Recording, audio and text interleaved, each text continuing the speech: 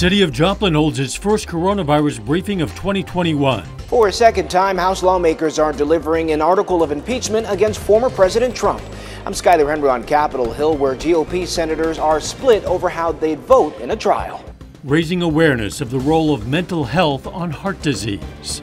The 4 states' most watched news starts now. The City of Joplin sees a promising decrease in coronavirus cases. This is KOAM News at 5. In the first media briefing since December, officials with the City of Joplin say they're encouraged by the latest COVID numbers. Assistant City Manager Dan Pekarik says the 7-day rolling average is around 21 cases per day, down from around 50 right after the holidays. The 14-day average per 100,000 is down from more than 1,000 to around 600, and the 7-day positivity rate is down to 9%.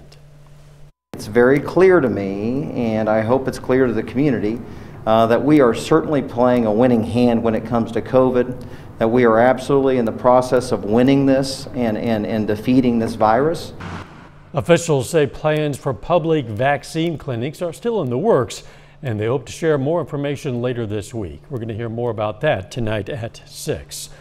Law enforcement in Vinita, Oklahoma has a suspect in custody for making threats against schools in the city. The schools were put on lockdown as a precaution against threats of a shooting at the schools. So far, authorities say one person has been arrested and more arrests are possible. No one at the schools was hurt.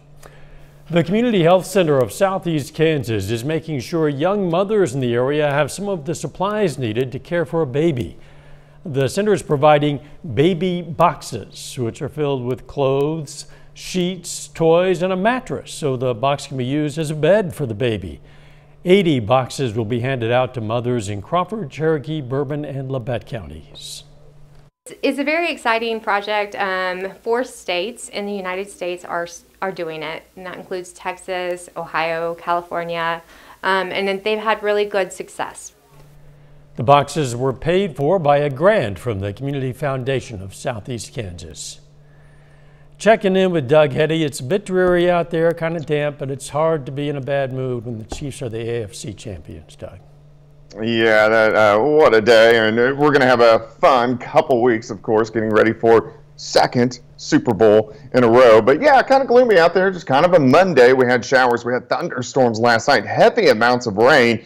So we started the day at 51, but we've been dropping since that point in time. But we had over 1.25 inches of rain across the region, so pretty heavy amounts. Most of the day, though, we just had the clouds, a little bit of drizzle. We're going to have a few random sprinkles for us tonight. All the snow staying well to the north, so we don't have to worry about anything like that as we go through the overnight hours. Temperatures, they're not bad, but they are going to cool down. We have a west wind, strong west wind. Most of us are sitting into the mid-40s at this point in time. And the winds are going to stay at least decently strong throughout the overnight hours. What's to come, because we have some snow chances. We'll look at that here in just a bit. All right, we'll see you soon. Thanks, Doug. Soon, the Senate portion of the impeachment proceedings against former President Donald Trump will begin. House managers are formally presenting a single article accusing the former president of inciting the January 6th Capitol riot, which resulted in the deaths of 5 people. Reporter Skyler Henry is on Capitol Hill with more. For the second time in nearly a year, House impeachment managers will march across the Capitol and present the article of impeachment against former President Trump to the Senate. The resolution is adopted. The House impeached the former president for a second time nearly 2 weeks ago on a charge of incitement of insurrection in connection to the deadly January 6th storming of the U.S. Capitol. The only way to bring healing is to actually have real accountability, which this trial affords. Senators will be sworn in as members of the impeachment court on Tuesday, but the trial won't begin for another 2 weeks. At least 17 Republicans will have to join with the Democrats in order to convict the former president. But so far, GOP senators are split. I think the trial is stupid. I think it's counterproductive. I believe that what is being alleged and what we saw, which is incitement to insurrection, is an impeachable offense. U.S. Supreme Court Chief Justice John Roberts presided over the first impeachment trial for former President Trump. This time, sources tell CBS News the Senate President pro tempore, Vermont's Patrick Leahy, will preside over the second trial, now that Mr. Trump is out of office. Federal officials tell CBS News an awareness advisory to law enforcement was issued regarding violent threats on social media. California and open sourcing against members of Congress in relation to the impeachment proceedings. National Guard presence will continue through the trial, but it is drawing down from the 25,000 that were here to 5,000 service members by mid-March. Skyler Henry, CBS News, Capitol Hill. Ohio Republican Rob Portman announced he will not seek re-election in 2022, citing increased polarization. Be sure to stay tuned to KOAM through the CBS Evening News tonight. At 5:55, CBS plans to have a special report on the article of impeachment against former President Trump being delivered from the House to the Senate. President Joe Biden signed an order reversing a Trump-era policy largely banning transgender individuals from serving in the military.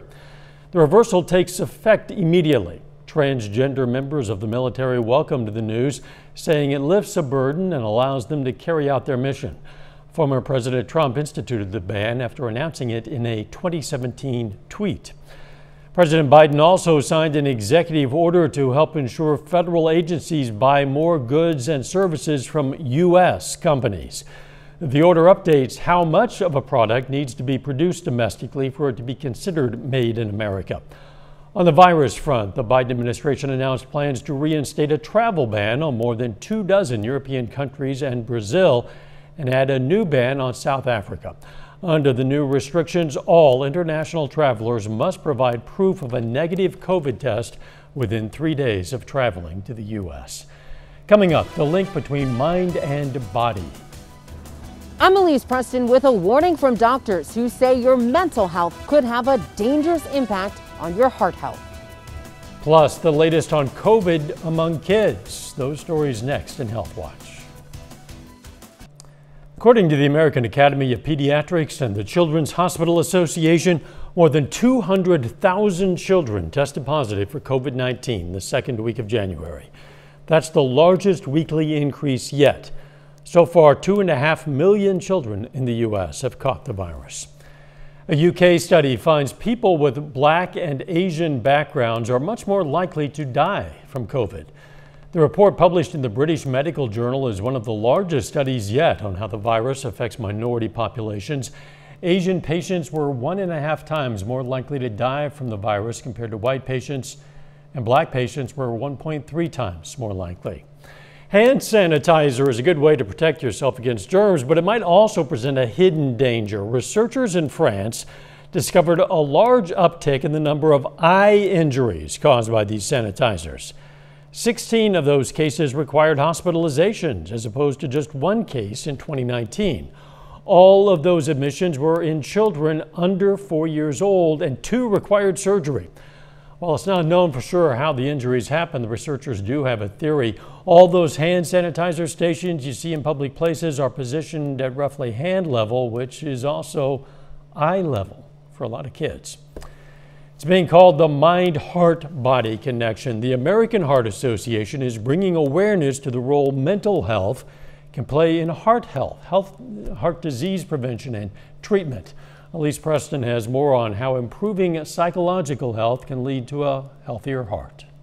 49-year-old James Young takes care of himself now, but says in his 30s he was living a destructive life and ignoring warning signs like shortness of breath, fast heart rate, and weight gain. I spent a lot of time drinking heavy, smoking, and eating a lot of fast food. James was hospitalized at 40 with congestive heart failure and finally faced he was feeling depressed. I wasn't very happy with my life at the point. I realized I'm really playing Russian roulette with my health. According to the American Heart Association, psychological health can impact overall health and heart disease and stroke risk. Dr. Glenn Levine is an author of the new report. People who are stressed, anxious, depressed, or pessimistic, they tend to have higher risk factors for heart disease, such as more hypertension, higher glucose levels, they're obese, and they tend to do worse when they have heart problems. People with a positive outlook are usually healthier, according to experts. They also have fewer risk factors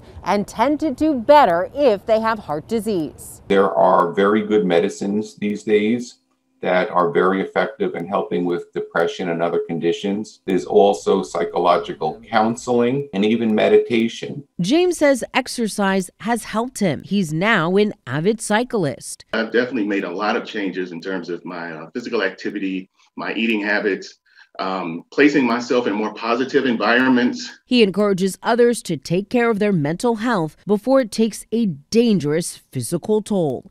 Elise Preston, CBS News, New York. The Heart Association suggests regular mental health screening for people who have or are at risk for cardiovascular disease. Low to moderate alcohol use does not increase stroke risk for people with an irregular heartbeat. That's according to new research from the Canadian Medical Association Journal. While doctors recommend patients with atrial fibrillation avoid alcohol, the study found alcohol use did not raise the chances patients would have a stroke or bleeding. Doug Hetty is up next with his complete forecast, and a little bit later why the drug maker Merck is ending development of 2 possible coronavirus vaccines.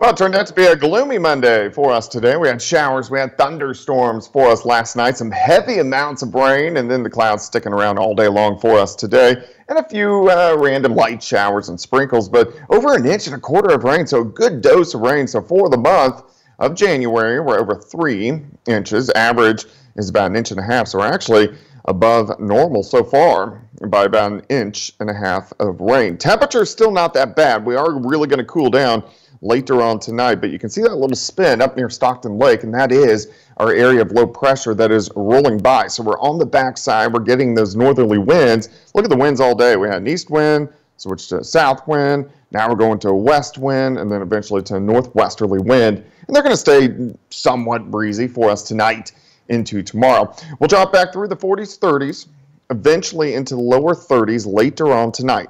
We're going to see the clouds sticking around all night long. We could see a few random sprinkles, but I do think we'll at least get a little bit of sunshine as we work into the daytime hours for us tomorrow. But look at the heavy amounts of rain that we saw last night, just bands of showers, thunderstorms really increasing at about 8, 9 o'clock. Of course, nothing strong or severe, but we did have a lot of thunder and a lot of lightning. And then we got the dry slot that punched in this morning. And then most of today, we have just been cloudy.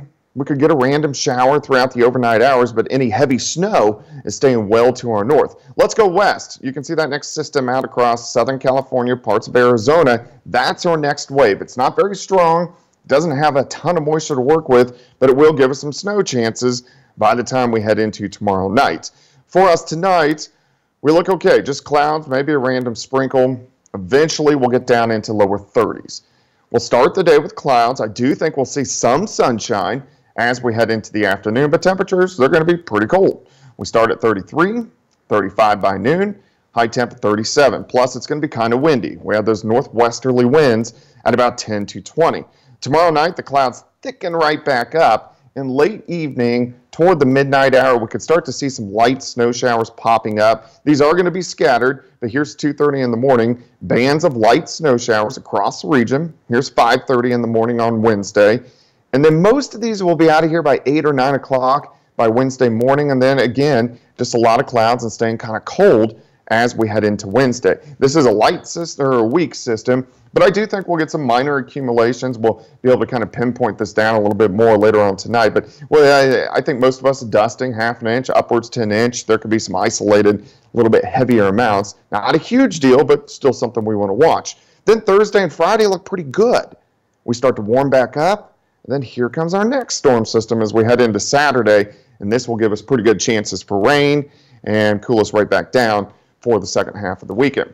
All right, 37 tomorrow, bands of light snow tomorrow night into Wednesday morning. It stays cold the next 2 days, but look at Friday, back to 57, and then the rain on Saturday, back to 52 on Monday. So even though it's going to be a little bit cooler, not that bad for this week.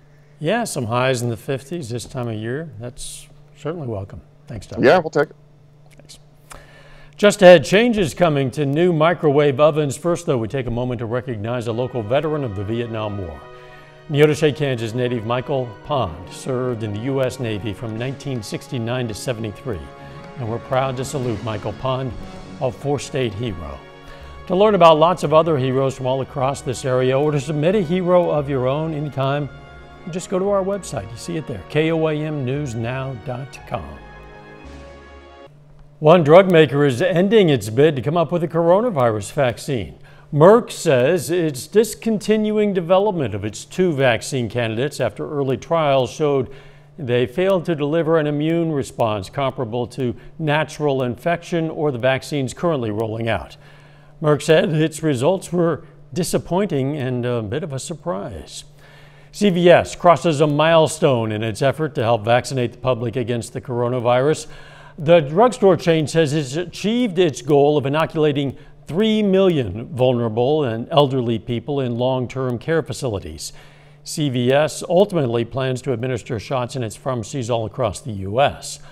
Walmart has been administering COVID-19 vaccines in some of its locations in Arkansas and New Mexico. And now the company is going to roll out the vaccine to select stores in New Jersey, Georgia, Texas, and some other states. The vaccine will be available only to those designated groups at Walmart pharmacies. The move comes as President Joe Biden and his administration seek to accelerate the vaccine distribution. Walmart said it expects to be able to administer 10 million to 13 million doses per month. Changes are coming to new microwaves. Manufacturers will be required to add safety features so young children can't easily open them. Reporter Dania Bacchus tells us why. A year ago, Zoe showed us how she explored in the kitchen and how easy the 2-year-old could open the microwave. I just never thought of it as something she would go into or be interested in. But this video shows how a young child can get inside the microwave and pull out hot food. He picked up the bowl and the juice just ran straight down to his chest. Kiana Foster's son Zamari was badly burned when he was 3 years old and grabbed a bowl of soup from the microwave. The pain that I felt, it was like somebody throwing a torch in my chest. He was rushed to the hospital with a second-degree burn. As I pulled the shirt off, his skin came off with the shirt. Researchers looked at 11 years of medical records and found more than 7,000 cases of similar microwave-related burns. The more extensive ones can require stay in the hospital for weeks. Take some deep breaths. Pediatrician Kieran Quinlan from Rush University Medical Center was part of the research team that found children as young as 17 months can open up a microwave,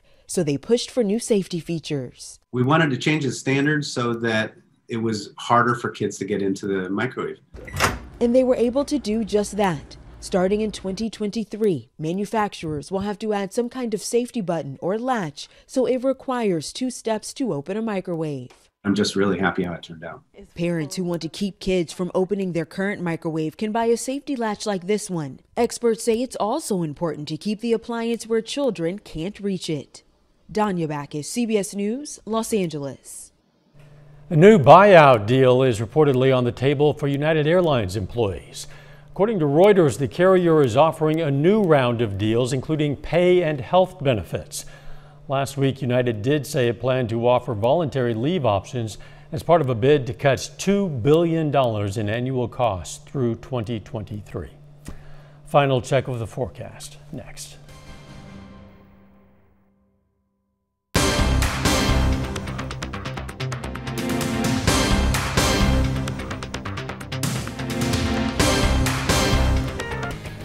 The CBS Evening News is next. Then shortly before 6 this evening, CBS expects to have a special report as the article for impeachment of former President Trump is delivered to the Senate.